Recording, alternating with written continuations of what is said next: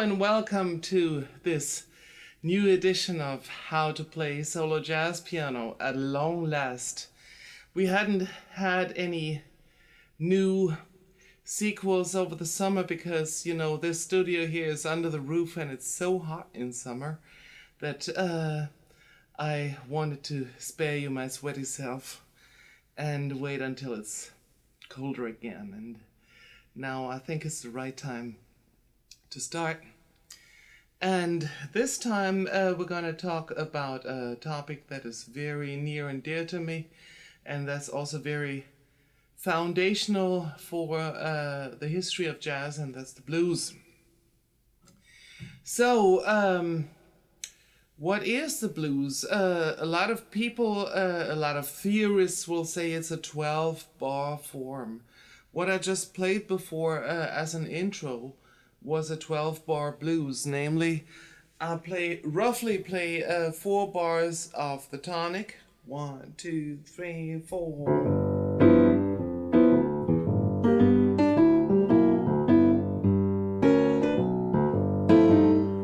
2 bars of the subdominant.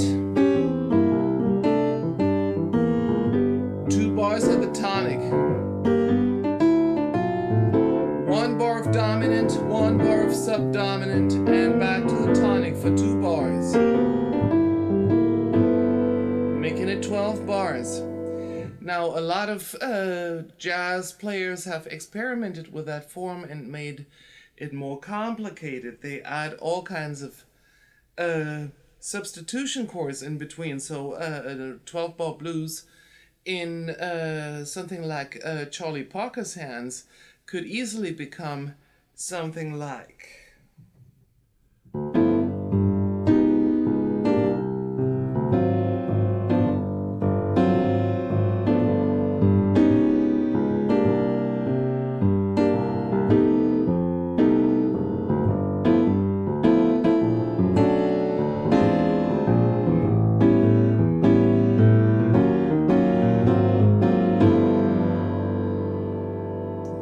But that's not the main issue that concerns me today. The blues is, it's a feeling, and that feeling is also conveyed by a specific tonality. And again, many beginners' books will teach you about a blues scale that consists of the root, the minor third, the fourth, the flatted fifth, the 7th, and back to the root. So it's a 6-note scale. Now you could play that scale over the entire 12 bar progression without caring for the chords changing. That leads to lines like.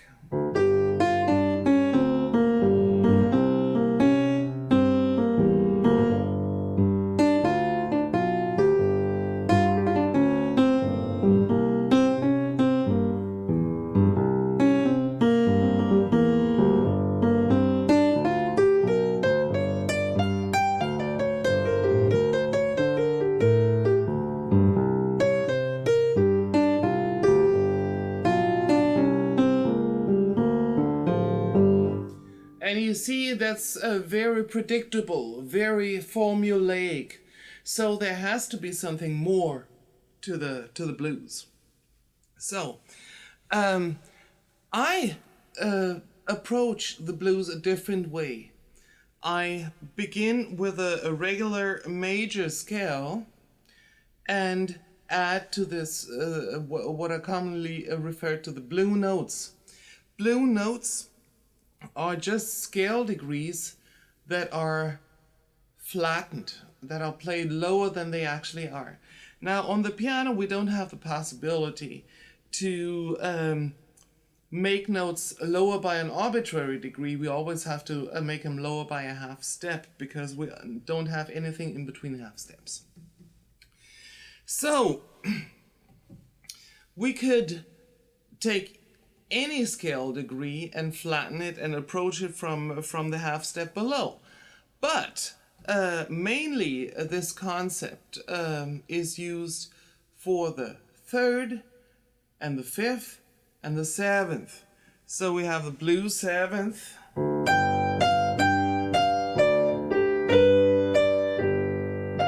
Hear this characteristic interval. We have the blue fifth.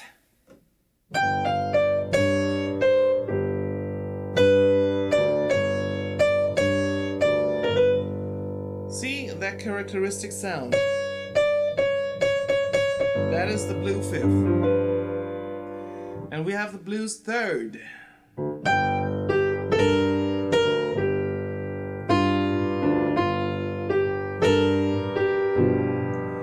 Note that the blue third coexists with a regular third in the left hand, and also the blue fifth coexists with a regular fifth in the left hand. Now, we only use those blue notes usually in the right hand or just briefly in the left. Now, we take those blue notes, but they're not all equal. The blue third and the blue fifth are optional, whereas there's no way around the blue seventh. And that's the characteristic. The blues harmony uses the blue seventh exclusively. It uses only the minor seventh, what is usually called the dominant seventh. Only in the blues, it's used on chords other than the dominant as well. So, no matter whether we're on the tonic, on the subdominant, or on the dominant, we always use minor sevenths. And that goes a long way to sounding bluesy.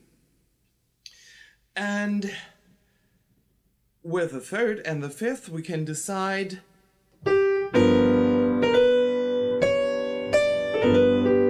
if we play them in sequence, if we just play one or the other.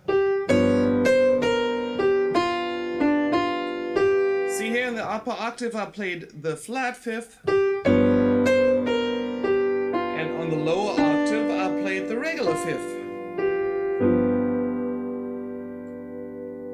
Same goes for the third. I could play either or.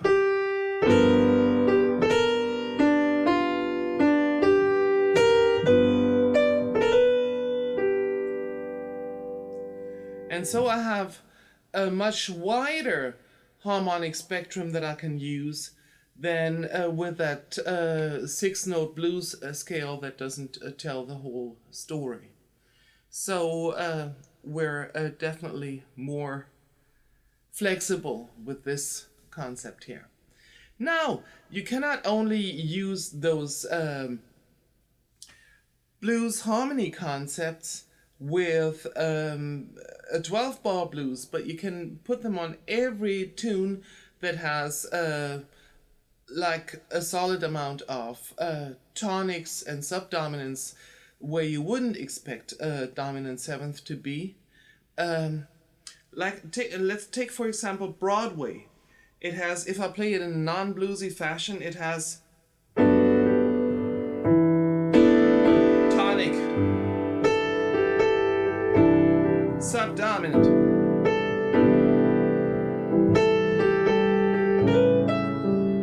now I go into dominant sequence.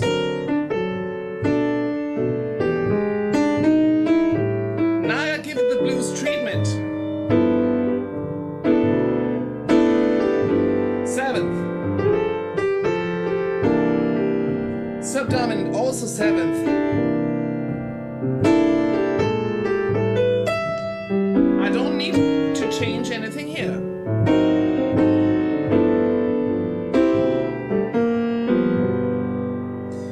This doesn't work particularly well for tunes that don't have these long sections on tonic and subdominant, like let's say How High the Moon. It doesn't work there because that tune sort of relies on that change from the major seventh to the minor seventh and into the next key. See if I go.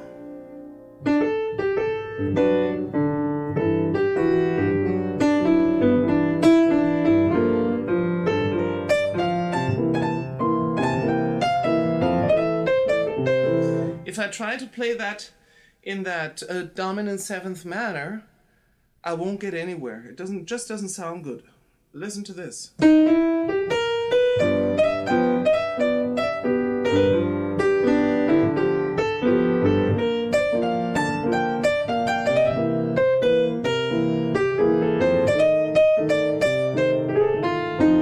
A lot of the harmonic tension is just lost because we don't have that stark contrast between a major seventh chord and a minor seventh chord.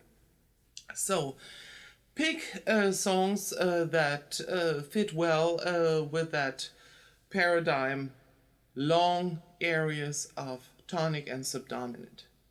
There you can really play those blues type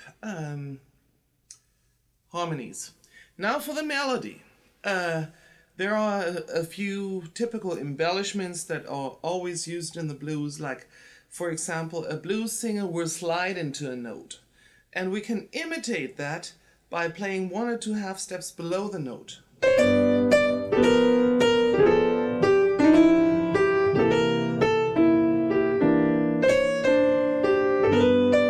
We can't really slide as a singer would, but we can approach the note or even play two adjacent half tones at the same time. Now that sounds more like Thelonious Monk, but it's a way to do it. Another typical phrasing is taken from guitar playing. Guitarists often use an open string at the top and play melodies underneath it. We can do that on the piano as well. We can just grab the root or the fifth on the top and play a melody underneath.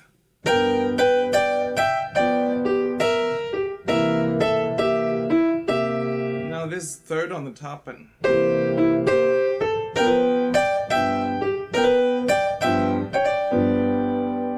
you get the idea. Another embellishment comes from horn playing. Horn players always or frequently employ shakes when they hold a note for a long time.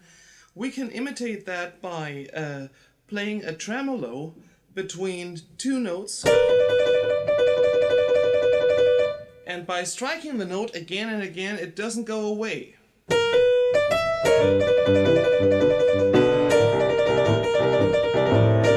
See? And that's also one of the typical blues phrasings of the right hand. Another one is a repeated phrase, like, for example, say Pete Johnson would always play a phrase like that.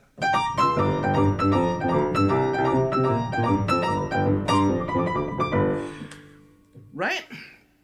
And you can even expand this and use phrases of a length that is not divisible by 4, and so it moves against the 4/4 meter in the left hand. Like, for example, you go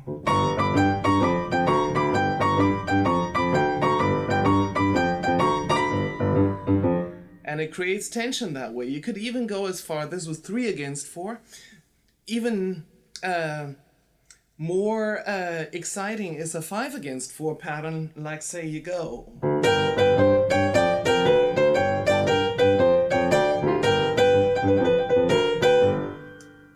Now we covered a few patterns for the right hand, let's move on to the left. An interesting way that I've already used now as I played my right hand examples is to take the walking bass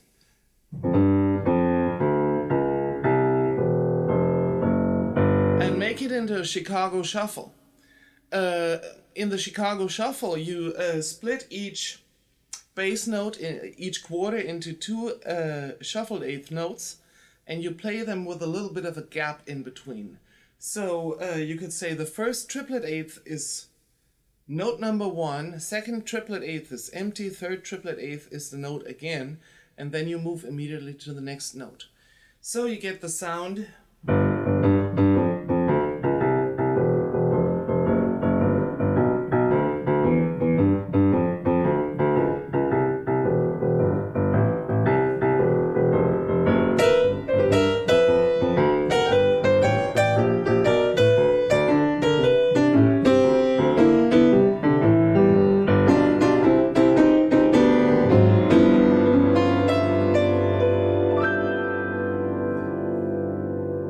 Now you could also play a blues by using a Boogie Woogie bass line. The Boogie Woogie bass line is likewise made out of eighth notes, shuffled or straight, depending on the tune.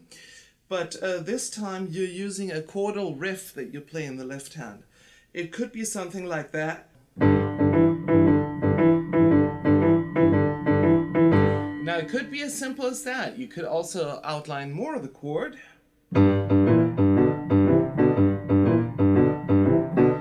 And play almost all the chord tones in there. Or you could outline the chord in the lower voice and have an upper voice always play an eighth note against it.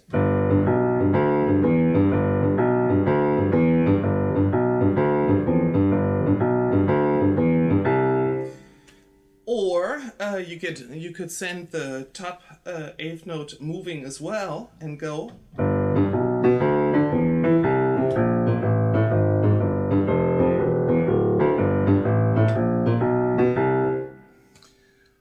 Or you could even add triplets in there somewhere.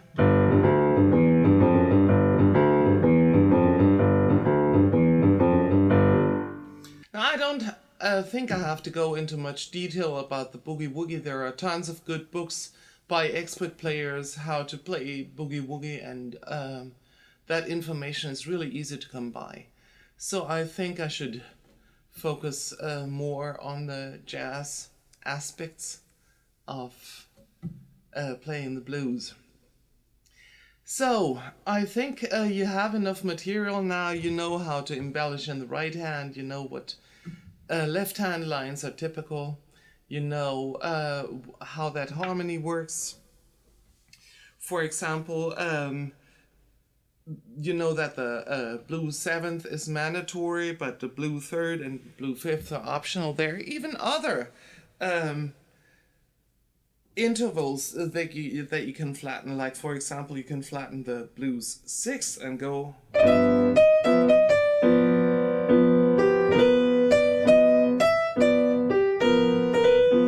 Or on the subdominant, the blue second sounds wonderful.